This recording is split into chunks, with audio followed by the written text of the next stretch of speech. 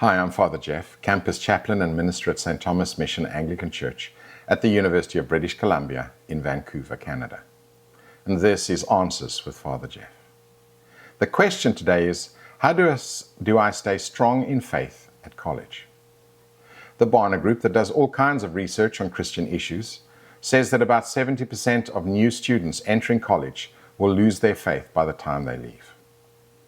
There are factors related to the nature of university education that challenge faith, but in this video I want to talk about the characteristics of the Christian entering college. For those coming straight from school or a gap year, there is a lot going on. They are entering adult life for the first time and are free from many of the routines, habits and rules that have guided their lives before this. This is especially true for those entering a residence or other digs away from home. No one is checking on them.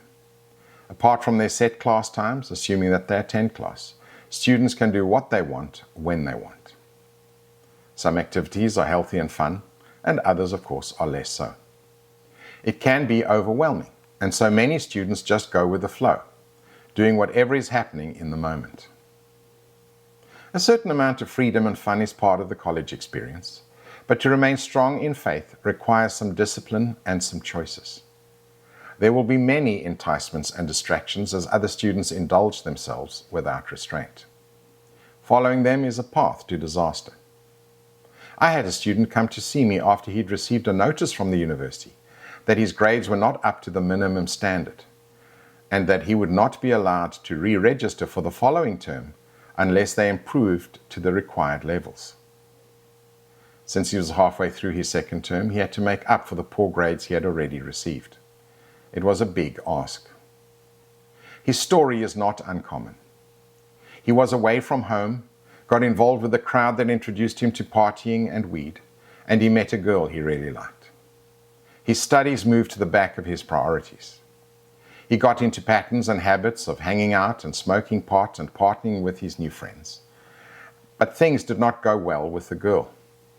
In his heartbreak, pot and hanging out were an easy path when his motivation was low. He drifted into a lifestyle that dropped him into a deep pit. From his point of view, most of it just happened. His mistake was a lack of intentionality. He did not seem to realize that his freedom required him to make some purposeful choices. The university letter brought things into sharp focus. I helped him make a plan for a change of lifestyle. He started coming to church, and I was able to help him successfully appeal to the university administration for another chance. But whether he ever finished, I don't know, because after a few months he drifted away from church and I never heard from him again.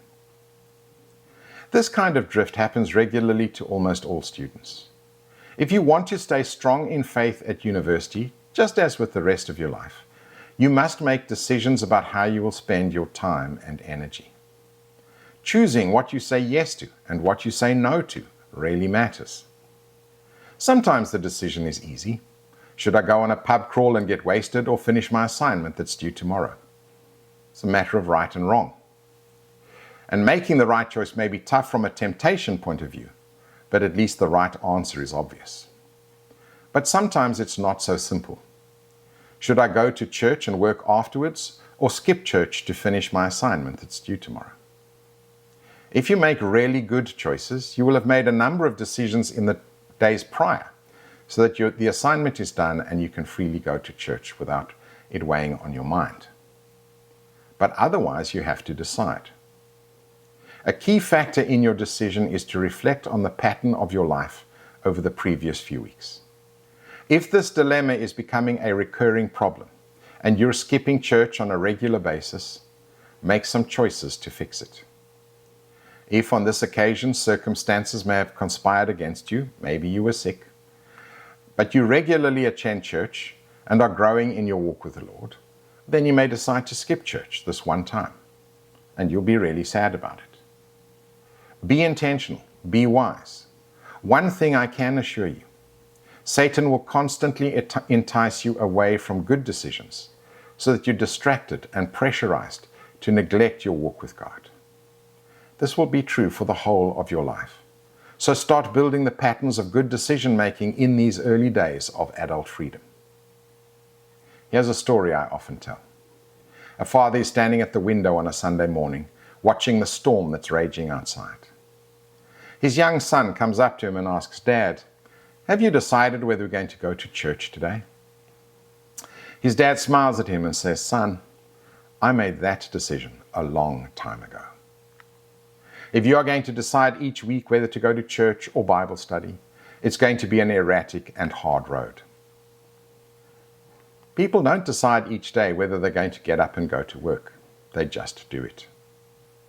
Make one decision as you start university, to be intentional about nurturing your walk with the Lord, and you'll find that other decisions just fall into place. Have a great day.